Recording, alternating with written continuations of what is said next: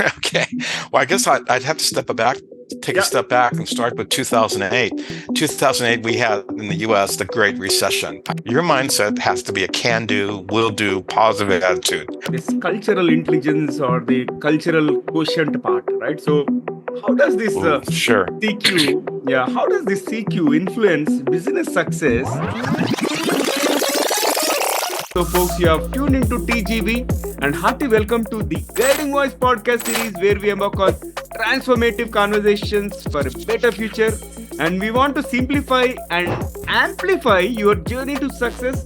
I'm your host, Naveen Samala, dedicated to making the world a better place by bringing you wisdom through valuable discussions with experts designed to simplify and amplify your success. And thank you so much for tuning in.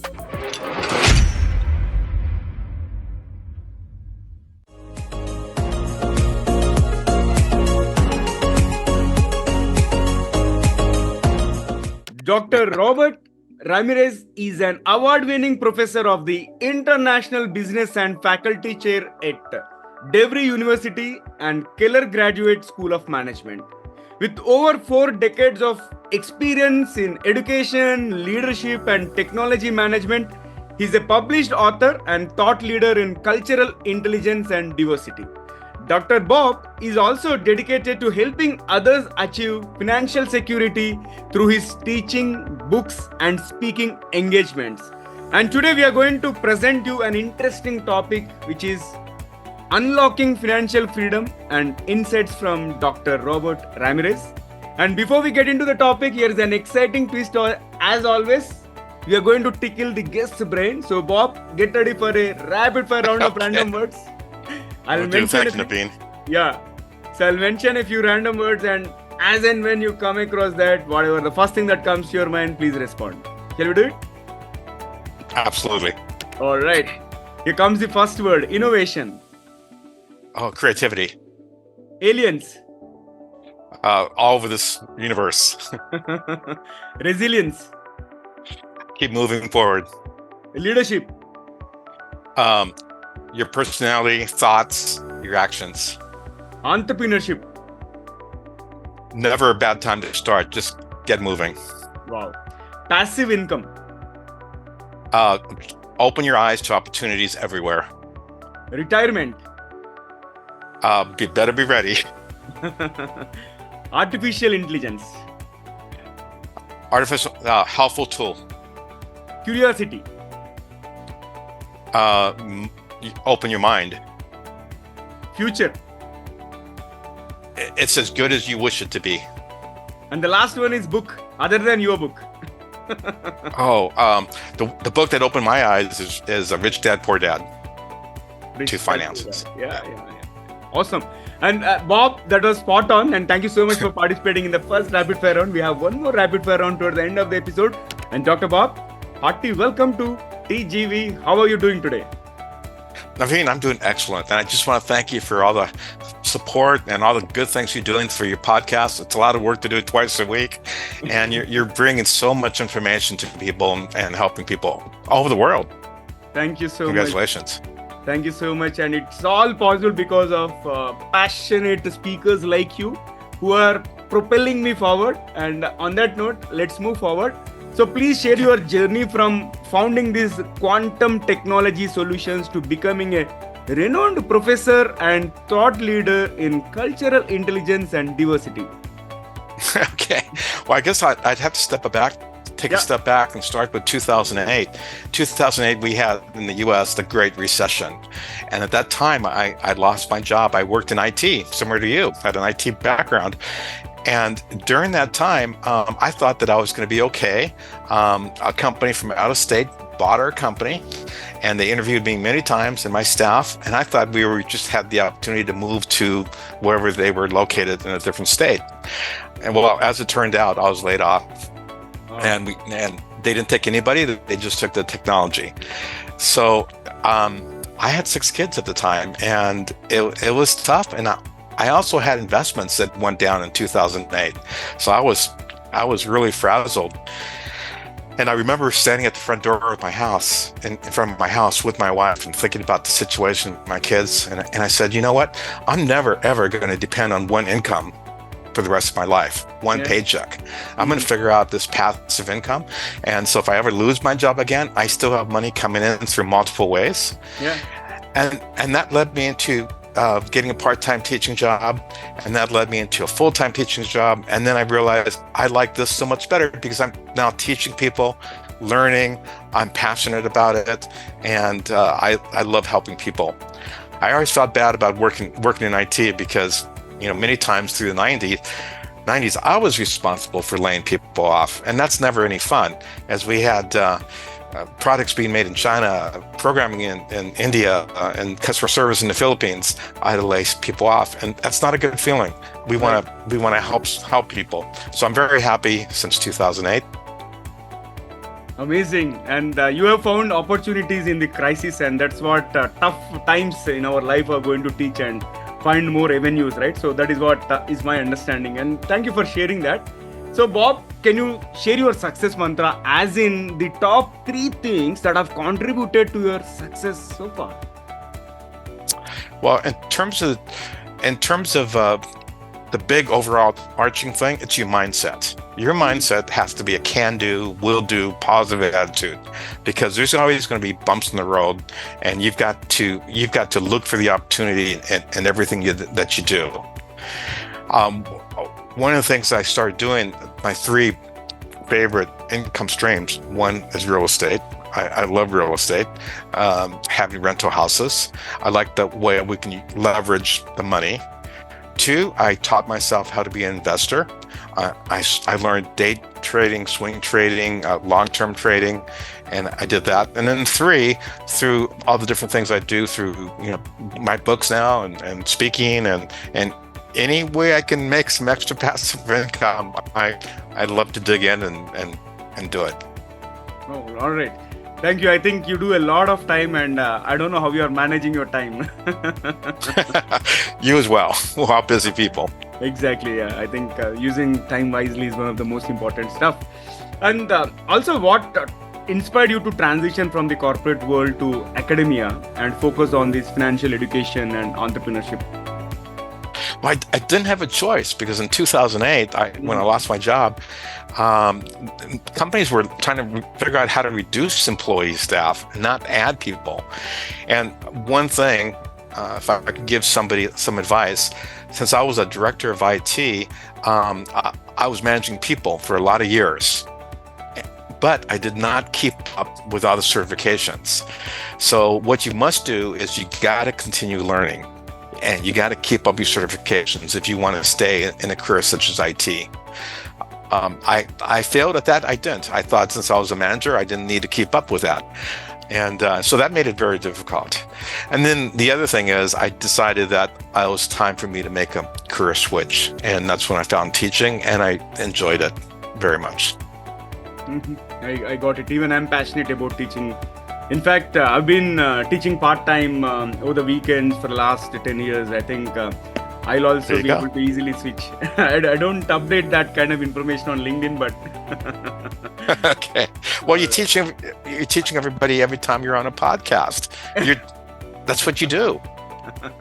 Yeah. You know, it's not the person you're interviewing, it's the questions that you ask that you want them to, want your audience to know. Right. And given your experience, right, what are the key strategies for generating passive income in today's digital age? Because you have been generating a lot of passive income through real estate, and then you teach, you write books, right? And investing. Likewise, there are so many sources that you have identified yourself. So what is your key strategy? You gotta keep learning. And now, you know, we've got the internet now. We've had the internet since the early 90s, right? The world, as you know on your podcast, we can reach the entire world. And I like technology because, for example, you would know as a software developer, you build it once, you have it, and then you can expand on it. Well, that's what led me to connecting the dots with investing. and I learned to trade. So some of my favorite companies are the technology companies, right? If we look at the Magnificent Seven companies right now that are doing so well, what do they have in common? They all use technology. Right. The Googles, the Microsofts, the Facebooks, they all use technology because you build it and then you send it across worldwide. So, when I figured that out, I said, okay, they're a good company, but what kind of technology do they use and how can they expand that technology? And that's one of the keys to investment, I feel. Yeah. So investments are if you could learn how to trade and manage your money, rather than outsourcing that to somebody else. Real estate is another one that I love because of that leverage that you have in real estate. When you buy a property to rent it out, you can only put you can buy something at 3 to 5%. And so let's say you buy a property worth $500,000. Yeah. You're putting down 3 to 5%, but you're making 6 to 8% on that $500,000. So that's the power of the leverage. And then eventually, if you bought that property correctly, the renters are paying that, and eventually it's going to get paid off. And then that becomes part of your retirement, part of your passive income stream coming through. So those are two things that I love a lot. But anybody could do it with anything that they're passionate about. If you do it with, I know you have different avenues, but your podcasts and you're teaching on the side and anything that people enjoy doing, I would suggest, look at not just what you're passionate about, but what are you good at? You look at your skills. Look at those, 4 to 5 inches in between the ears, your brain. What are your skills? And then build upon those skills. Those skills are skills that nobody can take away from you. No Great Recession in 2008 can take away those skills. You expand on that. Right. No, I love it. I think no skills can be taken by any recession. Right. I think we have to continuously upgrade ourselves and try to build on the skills that we have. That's a great suggestion. And Dr. Bob, let's move forward. What are some of the top AI and cryptocurrency investments that you believe will maximize returns for investors globally? Well, I think, some of the most common AI would be like ChatGPT, right? And we got millions of people now using ChatGPT, and you don't want to depend on ChatGPT, but when you're trying to create an idea or trying to figure out what to do, instead of kind of wasting time, put in the right questions into ChatGPT and ask them in the right way.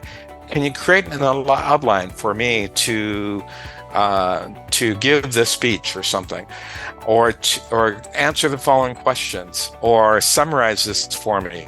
The tool is so powerful. Now, then you take that idea and you just keep asking questions and you enhance that. But in terms of saving time, it's a huge time saver. There's software that will generate images for you. There's software that will Grammarly is even an AI to fix your spelling and help you write phrases correctly. There are so many good software programs out there that you just need to start researching. All you have to do is just Google the top AI software, and you're going to get lots of things, and then just start playing with the technology. But in the future, what are we going to have? We're going to have our own personal robot assistants. That's going to be great. There's going to be a little robot. They already exist. You can have a robot following you around your house, and you can ask any questions. It's always listening to you, and it will do what you want. Flying helicopters, and the technology in our self-driving cars. All this, AI is enhancing all those. So right now, it's like limitless. So what you need to do is just start learning about it and figure out how you and your company can harness it, to save time and create new opportunities for you. Wonderful.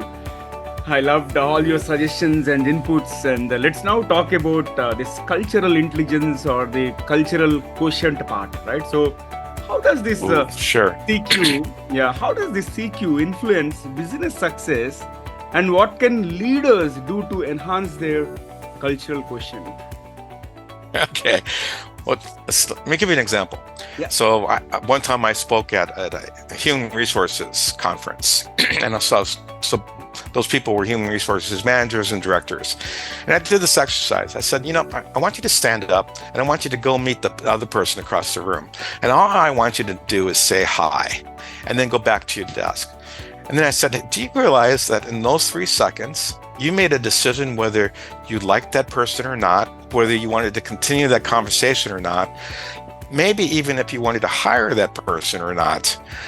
So you made that decision all within 3 seconds. That's your quick brain thinking, right? Your fight or flight. It's your quick brain thinking. But in cultural intelligence, you realize that, that quick decision may not be the right decision or the best decision. You've got to slow your brain down and use the other part of your brain to make a decision, your rational part of the brain. Let me give you another example. Our companies now, our big companies, they're global, right? And so if you are on the board and you're sitting in a big meeting and you've got people from China and from India and the Philippines and Vietnam and Russia and different countries in your meeting, in order to get the most out of that meeting, you got to think about cultural intelligence, because you're a product of where you were born, where you were raised, what religion you came up with, how much money your family may have had. You're a product of where you were born. You didn't have any choice in that. That's who you are. Now you might have education, and that's great. So in cultural intelligence, before you have that board meeting, what you have to do is, you have to look at the different people that are in that meeting, try to get to know them better so that you can involve all of them to get the most out of the meeting. And that's cultural intelligence. How do I conduct this meeting to get the most out of the meeting by making everybody feel comfortable so everybody contributes and recognize everybody's talents. One time talking with a group from China, I did a presentation. This was back in my IT days. And after that, I said, okay, do we have a deal? What do you think? And they said yes.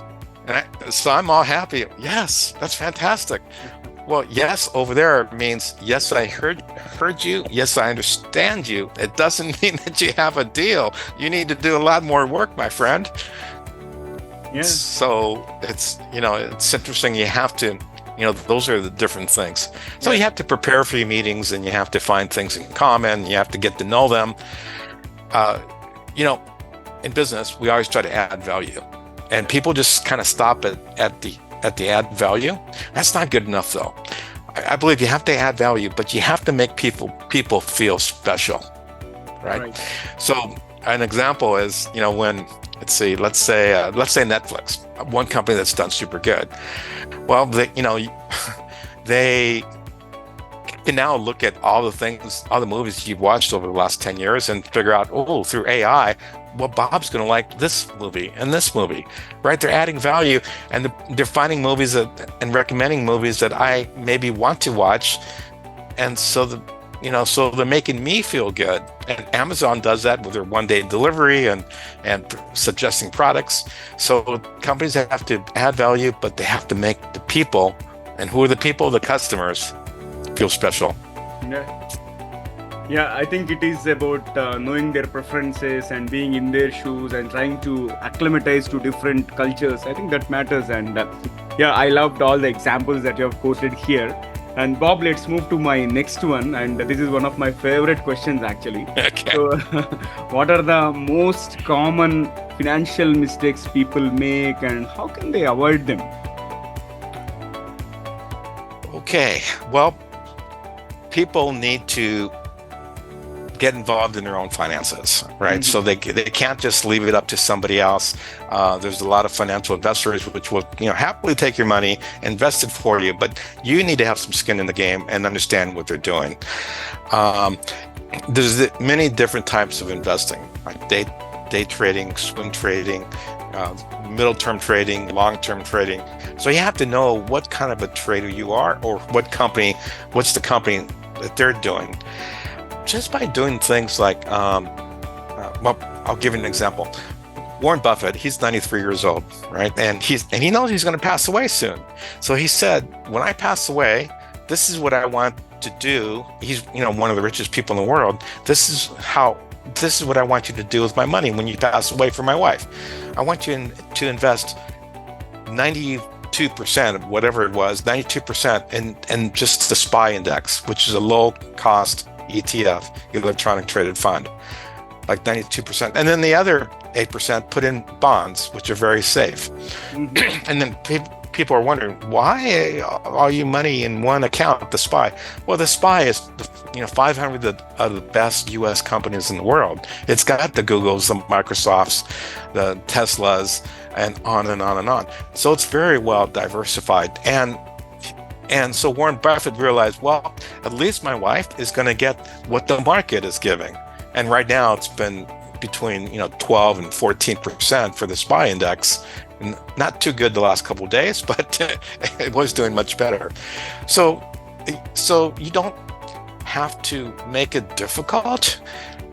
Obviously, that's better than making 3 to 5% in a savings account, right? Would you rather make 12 to 15% just by having your money in the SPY, or 3 to 5%? So everybody should get investing. Everybody has to invest. It also works the other way around. When you have debt, you're paying the other person interest. You're paying the bank interest. There's that rule of 72, right? If you take 72 and you divide it by the interest rate, that's how many years it will take them to double their money. But if you owe it to a credit card company, they're going to make on 20%. They're going to double their money in 3.3%. So you want that rule of 72 to work in your favor. What are things that will make you interest on your money so it compounds and it's not being eaten away by inflation? So one is getting out of debt. Two is getting in tune with your investments, and three is education.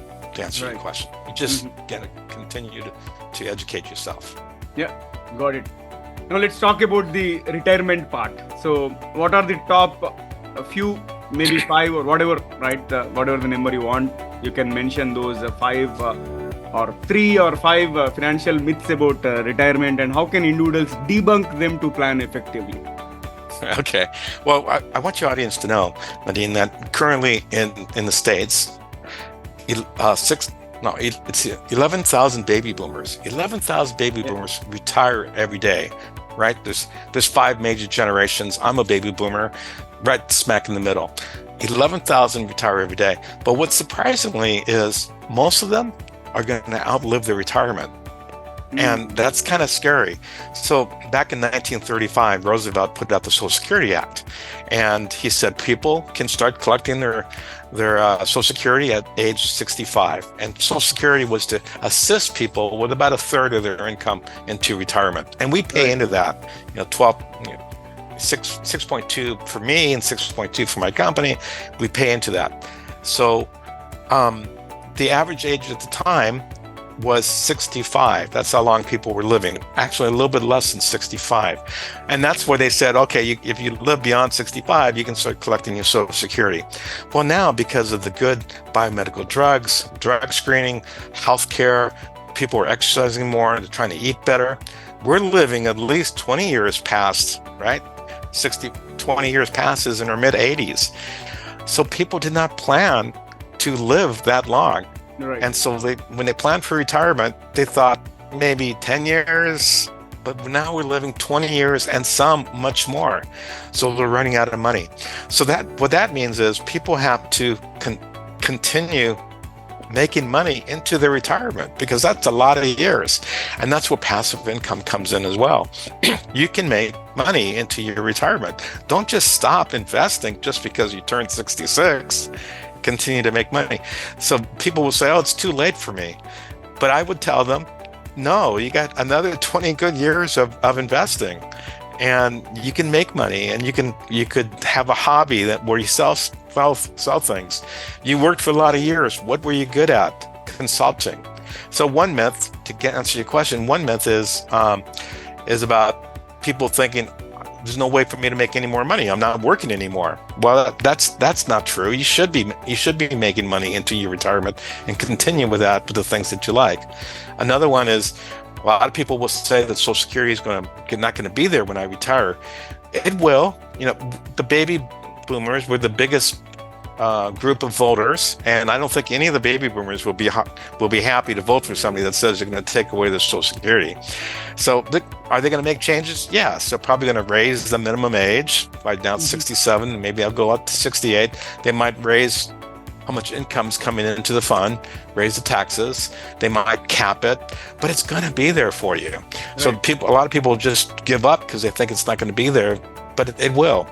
So that's another myth. So could you share 2 or 3 from your top 20 tips for maximizing this retirement, especially for those who believe it's too late to achieve financial freedom, right? So you mentioned that people think it is too late. Yeah. Well, I'll go back to some of my favorite investments, and these are things that people can do in their retirement. Okay. They can learn much more about investing and how do they invest. If they enjoy that, they can do everything themselves. So people will say, well, it's too risky. Well, there's something called a stop loss. So let's say you put in $1,000 into a stock that you think is going to grow, and you put in a stop loss. So if for some reason something happened drastically in the economy, or the company didn't go the way you thought it was going to go, you maximize your losses, or you minimize your losses to be less than 10%. Maybe it's 6% or 8% or 10%. And the stocks are doing well for you, you hold on to them, you keep them, you let them run up to 20, 30, 40, 50%. So you can have more losing trades than you have winning trades and still make money. So the goal is you need to be making, your goal is to make more than the SPY index, which is the 500 largest US companies. So if they're making 12%, your goal is to make 15%, and people can do that. Shouldn't have fear of trading. That's just education. And then the other thing is real estate, which I love because of the leverage with money. You don't have to manage you make the initial purchase, but if you hire a property manager, and they're going to take care of the day to day. They're going to help find renters. They're going to handle the disputes. They're bonded. They're insured. They cost a little bit. They're going to take about a minimum about 8%. Somewhere between 7 and 9% is what they charge, but it's going to allow you to sleep at night. And those investments, we all need a place to live, and and more people are renting because housing is getting so expensive. So those investments will continue to grow. And sometimes people say, well, it's too expensive. Well, California, where I live, yes, it's very expensive. Even 5% is expensive. But you can go to other states and find a property manager in another state. You can go to my son is in Tennessee, and he's flipping houses over there in Tennessee, and he's buying them for about $150,000 or less. Mm-hmm. And so there's opportunities. You just have to look for these opportunities. And then I mentioned another one to make money in your retirement is, what did you do for 30, 40 years? Yeah. Could you do now consulting on that, right? Even if you worked in a manufacturing company, could you not do consulting and mentor people? There's many opportunities. Just spend some time to figure out what are the skills that you're good at, and then you can learn how to turn that into an income stream. Yeah. People have a lot of books. They've got a lot of skills. They just have to move forward and do it. Awesome. Love it, and all the insights have been invaluable, and it's time for us to add some more excitement and some more spice to the episode. If you're ready, I'll kick off the second rapid fire. Okay, here comes the first bullet. If you could have one gigantic billboard anywhere with anything on it, what would it say? Kaizen. Wow. I'm a big fan of it. Kaizen, right? Continuous improvement. Continuous improvement. I'm a certified master black belt in Lean Six Sigma, so I'm a big change. Oh, there you go. There you go. Okay. And what is one piece of advice you would give to your younger self? I was not a good student in my younger self, so keep learning, keep pushing yourself. And can you describe yourself in just one word? Motivated. And one word to describe your teaching style? I try to involve everybody. Involve. Awesome. And engagement. Awesome. Involvement. And okay. And most inspiring leader that you admire in general? Well, I like Elon Musk because he's amazing. The creativity that he has in starting up his companies. Yeah. And here comes the last one for rapid fire. Complete this phrase 3 times. Never have I ever. Never have I ever cheated on my wife. Not been faithful to my. Never have I ever not been faithful to help support my kids. Never have I ever. Wow. Not care about helping people. Wow. Superb. I loved the responses, and let's flip back to the mainstream. And what advice do you have for aspiring entrepreneurs looking to achieve financial freedom through their ventures? Well, now there's so many opportunities out there. I just want everybody to learn and to move forward, to be creative. I love listening to podcasts like yours because I learn so much while I'm walking my dog and getting some exercise. And you just have to. Things are changing rapidly, so you just have to continue to learn and look for opportunities. Amazing, simple and effective advice, and thank you so much, Dr. Bob. I really loved talking to you. And how is your experience being hosted on TGV, the Guiding Voice podcast? It's been excellent. You've got a great podcast. I love learning it and what you do in so many different countries and 4 different languages. It's amazing. You get some of the top leaders, and I'm going to listen to everyone I can. Sure. Looking forward to hosting you many more times in future. And thank you once again, Dr. Robert Ramirez, for taking time and being part of our journey in shaping the careers and lives of millions across the globe. I'd love to be here. Thank you. All right. So friends, that was our episode with Dr. Robert Ramirez, alias Bob. And before we jump into the fun trivia section, we have a quick request. In case if you haven't already subscribed to the Guiding Voice podcast, please subscribe to our podcast, because subscribing keeps you updated on new episodes. And also, if you have enjoyed the conversation, please share with at least 3 of your friends or colleagues who would also like TGV. So spread the knowledge and help others grow just like you. And having had amazing conversation about achieving financial freedom and also planning your retirement wisely, I thought I would present you few interesting facts about retirement as part of today's trivia. And first one is about the ancient roots. The concept of retirement can be traced back to ancient times, but it wasn't formalized as it is today. And in ancient Rome, soldiers were sometimes given pensions after serving for a certain number of years. And the Roman Emperor Augustus created a pension plan for veteran legionaries around 13 BC to ensure their loyalty and service. And next is about 13th century Germany.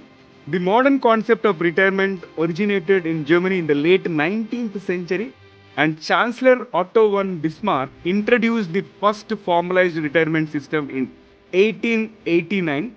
And this system provided a pension for workers who reached the age of 70, which was later lowered to 65. And the primary goal was to provide financial support for older workers who were no longer able to perform labor-intensive jobs. And third is about retirement savings plan. The concept of saving for retirement through employer-sponsored plans like 401k plans in the United States is relatively recent, emerging in the late 20th century. And the 401k plan was created by accident in 1978 when the Congress passed the Revenue Act, which included a provision to allow employees to defer taxes on deferred compensation. Interesting, isn't it? Likewise, if you know any interesting facts related to financial freedom or anything related to retirement, feel free to comment. And that's it for today. Thank you so much for tuning in and also for being part of our awesome TGV family. Folks, we would love to hear from you, so do not hesitate to share your ideas, feedback, topic recommendations, and also guest speaker suggestions either to our social media, or you can also email us at theguidingvoiceforyou@gmail.com. 4 as in digit 4 and you as in letter U. And let's create content that resonates with you. And your host Naveen Samala, a lifelong learner, and my goal is to have impactful conversations that simplify and amplify your life's success. So until next time, take care, stay inspired, and remember, the best is yet to come. Goodbye for now. See you on the next episode with another amazing guest. Bye bye.